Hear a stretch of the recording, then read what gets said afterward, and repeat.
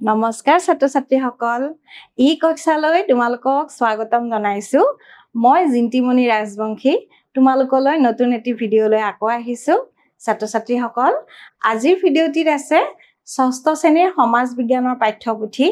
সমাজ বিচিত্ৰা স্বদেশ বিদেশৰ সমাজ পৰিচয় আৰু এই পাঠ্যপুথিখনৰ পাঠ নম্বৰ 8 আৰু এই পাঠটিৰ আমি 4টা অংশ আগৰ ভিডিঅ'বোৰত আলোচনা কৰিছো আৰু আজি আমি লৈ আহিছো এই পাঠটিৰ 5 নম্বৰ অংশ ছাত্ৰ ছাত্ৰীসকল আমি আগৰ অংশকেইটাত পাইছিলো যে কেনেকৈ ভাৰতীয় সভ্যতাৰ আৰম্ভণি হৈছিল বা হৰপ্পাৰ নগৰ চহৰবোৰৰ অৱশিষ্টবোৰ খনন কাৰ্যৰ দ্বাৰা উদ্ধাৰ হৈছিল আৰু সেই উদ্ধাৰ হোৱা নগৰ চহৰবোৰৰ অৱশিষ্টৰ পৰা আমি দেখিছিলো হৰপ্পা অঞ্চলৰ নগৰ পৰিকল্পনা কেনেকুৱা আছিল যে তাত যে জল নিষ্কাশন ব্যৱস্থা আছিল সুপৰিকল্পিত ৰাস্তা ঘাটবোৰ যে সুপৰিকল্পিত আছিল এই কথাখিনি আমি আগৰ অংশকেইটাত পাইছো ছাত্ৰ ছাত্ৰীসকল আজি আমি 5 নম্বৰ অংশটিত কি পাম যে হৰপ্পাৰ লোকসকলৰ ধৰ্মীয় বিশ্বাসনো কি আছিল তেখেতসকলৰ ভাষা লিপি কিবা আছিল নেকি আছিল যদি কেনেকুৱা আছিল এই বিষয়ে আমি আজিৰ ভিডিঅ'টিত আলোচনা কৰিম আহাচোন ছাত্ৰ ছাত্ৰীসকল পোনপ্ৰথমে আমি হৰপ্পাৰ লোকসকলৰ ধৰ্মীয় বিশ্বাসৰ বিষয়ে আলোচনা কৰিম ছাত্ৰ ছাত্ৰীসকল হৰপ্পাৰ লোকসকলৰ ধৰ্মীয় বিশ্বাসৰ বিষয়ে সঠিক তথ্য পোৱা নাযায় মানে তেখেতসকলে কেনেকুৱানো ধৰ্ম প্ৰচলন কৰিছিল বা কেনেকুৱা ধৰ্মৰ তেওঁলোকে উপাসনা কৰিছিল বা কেনেকুৱা ধৰ্ম পালন কৰিছিল সেই বিষয়ে আমি সঠিককৈ আমি নাজানো কাৰণ সেইবোৰৰ বিষয়ে সঠিক তথ্য পোৱা নাযায় তথাপি ভিন ভিন ঠাইৰ পৰা উদ্ধাৰ হোৱা একে ধৰণৰ মাটিৰে নিৰ্মিত নাৰী মূৰ্তি এটাক ইতিহাসবিদসকলে ধৰ্মীয় বিশ্বাসৰ প্ৰতীক বুলি ক'ব খোজে ছাত্ৰ ছাত্ৰীসকল যদিও আমি সঠিককৈ তথ্য নাপাওঁ তেখেতসকলে কি ধৰ্ম বিশ্বাস কৰিছিল বা তেখেতসকলৰ ধৰ্মীয় ৰীতি নীতি কেনেকুৱা আছিল এই বিষয়ে আমি সঠিক তথ্য যদিও নাপাওঁ কিন্তু হৰপ্পাৰ বিভিন্ন ঠাইত উদ্ধাৰ হৈছিল আৰু কি উদ্ধাৰ হৈছিল একে ধৰণৰ মাটিৰে নিৰ্মিত নাৰীৰ মূৰ্তি এটা আৰু ইতিহাসবিদসকলে ধাৰণা কৰিছে যে এই যে একে ধৰণৰ নাৰীৰ মূৰ্তিটো হৰপ্পাৰ বিভিন্ন অঞ্চলত উদ্ধাৰ হৈছে গতিকে সেই নাৰীৰ মূৰ্তিটো হয়তো তেখেতসকলৰ ধৰ্মীয় বিশ্বাসৰ প্ৰতীক আছিল বুলি ইতিহাসবিদসকলে ধাৰণা কৰিছে তদুপৰি চিল মোহৰবোৰত খোদিত বহি থকা অৱস্থাত পশুৰে বেষ্টিত পুৰুষৰ প্ৰতিচ্ছবিক পশুপতি শিৱ বুলি অভিহিত কৰা দেখা যায় তদুপৰি হৰপ্পাৰ চিল মোহৰবোৰত খোদিত হৈ থকা এটা মূৰ্তি পশুৰে বেষ্টিত পুৰুষৰ এটা মূৰ্তি ছাত্ৰ ছাত্ৰীসকল মূৰ্তিটো কেনেকুৱা পশুৰে বেষ্টিত পুৰুষৰ প্ৰতিচ্ছবি আৰু সেই প্ৰতিচ্ছবিটো পশুপতি শিৱ ছাত্ৰ ছাত্ৰীসকল সেই প্ৰতিচ্ছবি যিটো হৰপ্পাৰ চিল মোহৰবোৰত উদ্ধাৰ হৈছিল পুৰুষৰ এটা প্ৰতিচ্ছবি যিটো পশুৰে বেষ্টিত হৈ আছিল আৰু সেই প্ৰতিচ্ছবিটো কি বুলি কৈছে পশুপতি শিৱ বুলি অভিহিত কৰিছে হৰপ্পাৰ চিল মোহৰবোৰত এশিঙীয়া জন্তু এবিধৰ প্ৰতিচ্ছবি দেখা যায় যাক ইউনিকৰ্ন বুলি কোৱা হয় আৰু হৰপ্পাৰ চিল মোহৰত এটা কি পোৱা গৈছিল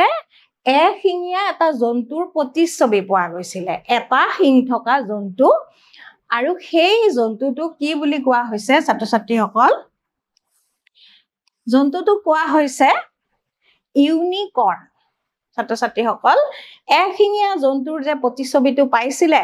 হৰপ্পাৰ চিল মোহৰবোৰত আৰু সেই প্ৰতিচ্ছবিটোৰ নাম হৈছে ইউনিকৰ্ন ধাৰণা কৰা হয় যে এই জন্তুবিধ বাসিন্দাসকলৰ ধৰ্মীয় বিশ্বাসৰ লগত জড়িত আছিল আৰু ইতিহাসবিদসকলে ধাৰণা কৰিছে যে এই ইউনিকৰ্ন নামৰ এশিঙীয়া জন্তুবিধো হৰপ্পাবাসীৰ ধৰ্মীয় বিশ্বাসৰ লগত জড়িত আছিল ছাত্ৰ ছাত্ৰীসকল আমি যে তেখেতসকলৰ ধৰ্মীয় বিশ্বাসৰ লগত জড়িত মূৰ্তি কেইটাৰ কথা পালো ইয়াতে তোমালোকক এখন ছবিৰ সহায়ত দেখাইছে এনেকুৱা মূৰ্তি আৱিষ্কাৰ হৈছে মানে উদ্ধাৰ হৈছে একে ধৰণৰ মূৰ্তি উদ্ধাৰ হোৱা বুলি আমি পাই আহিছো আৰু হৈছে এইটো মাটিৰে নিৰ্মিত এইটো নাৰীৰ মূৰ্তি এইটো ক'ত উদ্ধাৰ হৈছে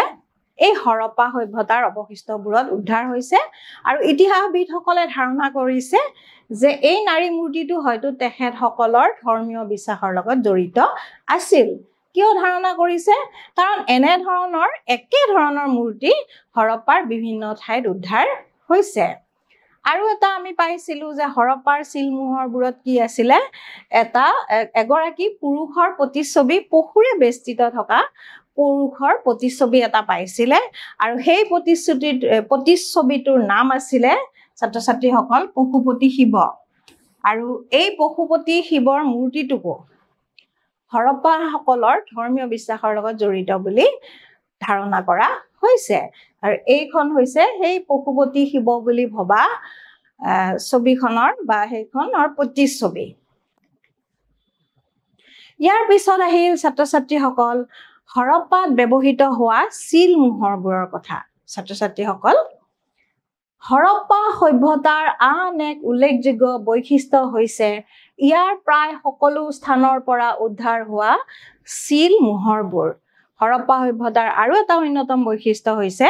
যে হৰপ্পাৰ বিভিন্ন ঠাইৰ পৰা মানে সকলো ঠাইৰ পৰা প্ৰায় সকলো ঠাইৰ পৰা কিছুমান চিলমোহৰ উদ্ধাৰ হৈছিলে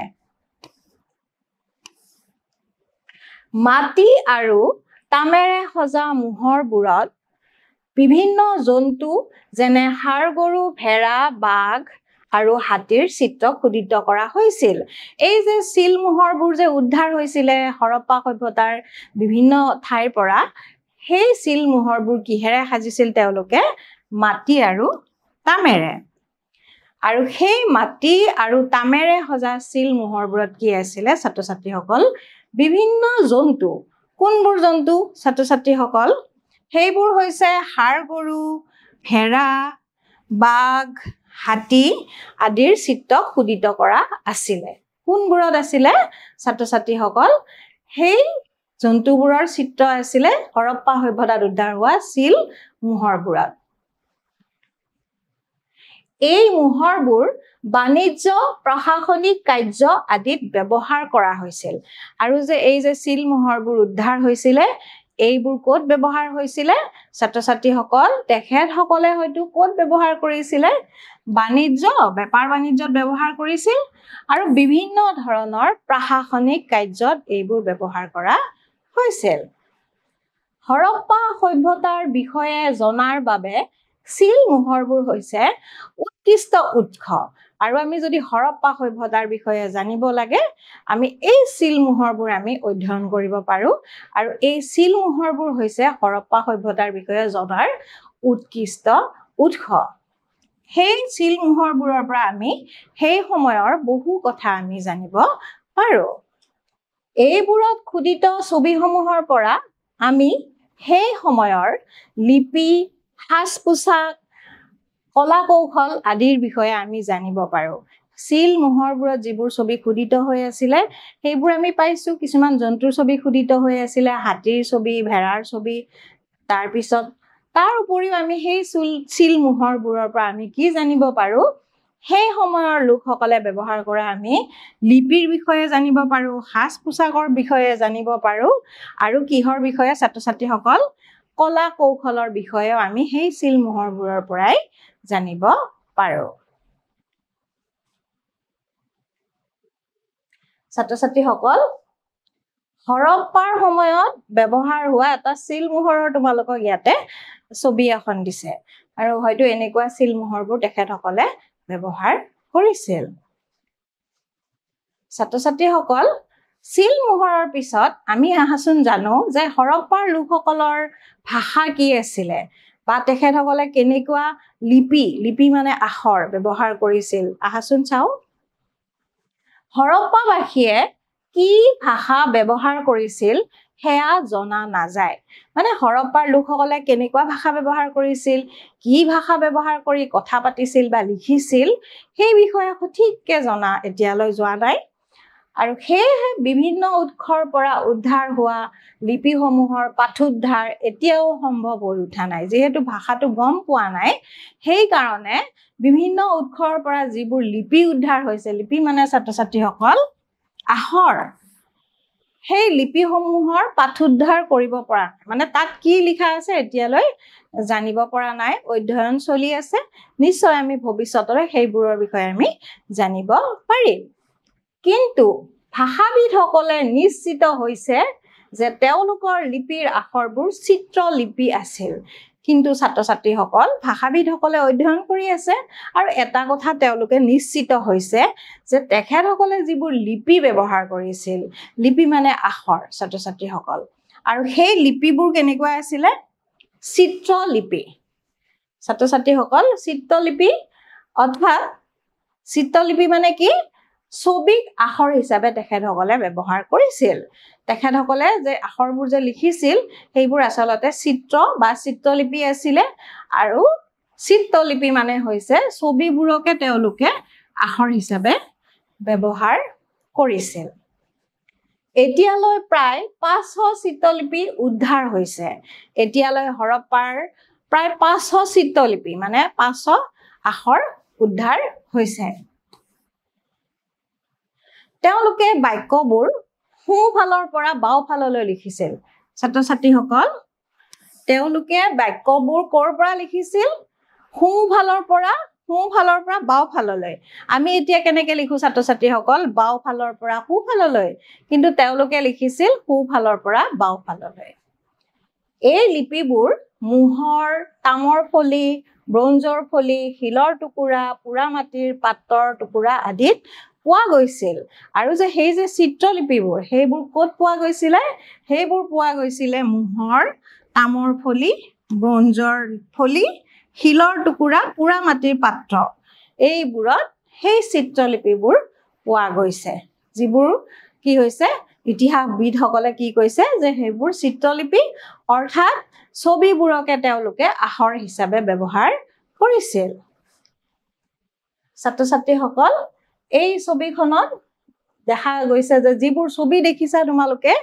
এইবোৰ হৈছে হৰপ্পাৰ লিপি মানে হৰপ্পাত ব্যৱহৃত হোৱা কিছুমান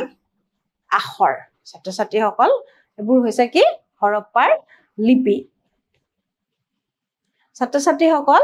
আমি এই অংশটি শেষ কৰাৰ আগতে তোমালোকলৈ মই দুটা মূল্যায়ন লৈ আহিছো আৰু মূল্যায়নৰ প্ৰশ্ন 1 নম্বৰত কি আছে আহাচোন চাও 1 নম্বৰ প্ৰশ্ন আছে হৰপ্পাৰ চিল মোহৰবোৰত খুদিত বহি থকা অৱস্থাত পশুৰে বেষ্টিত পুৰুষৰ প্ৰতিছবি কি বুলি অভিহিত কৰিছে ছাত্ৰ ছাত্ৰীসকল হৰপ্পাৰ চিল মোহৰবোৰত উদ্ধাৰ হোৱা সেই পুৰুষগৰাকী যিগৰাকীক পশুৰে বেষ্টিত হৈ আছিলে আৰু হৰপ্পাৰ লোকসকলে বিশ্বাস কৰিছিল যে সেইগৰাকী আছিলে পশুপতি শিৱ বুলি অভিহিত কৰিছে আৰু ধৰ্মীয় বিশ্বাসৰ লগত সেই পশুপতি শিৱ জড়িত আছিল বুলি ইতিহাসবিদসকলে ধাৰণা কৰিছে গতিকে আমি উত্তৰটো লিখিব লাগিব ছাত্ৰ ছাত্ৰীসকল উত্তৰ হ'ব সেই পুৰুষৰ প্ৰতিছবিখন কি আছিলে পশুপতি ছাত্ৰ ছাত্ৰীসকল আমি লিখিব লাগিব পশুপতি শিৱ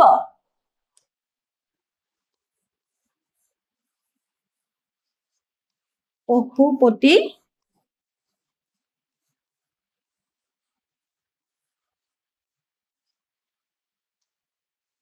সেই প্ৰতিছবিখনক পশুপতি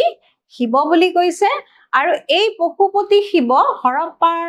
লোকসকলৰ ধৰ্মীয় বিশ্বাসৰ লগত জড়িত আছিল বুলি ইতিহাসবিদসকলে ধাৰণা কৰিছে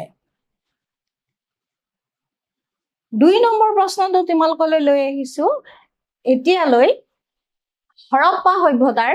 কিমান চিত্ৰলিপি উদ্ধাৰ হৈছে ছাত্ৰ ছাত্ৰীসকল আমি অলপ আগতে পাই আহিলো যে হৰপ্পাৰ লোকসকলে ছবিক আখৰ হিচাপে ব্যৱহাৰ কৰিছিল আৰু তেনেকুৱা লিপি প্ৰায় 500 বিধ এতিয়ালৈ উদ্ধাৰ হৈছে আৰু আমি উত্তৰটো লিখিব লাগিব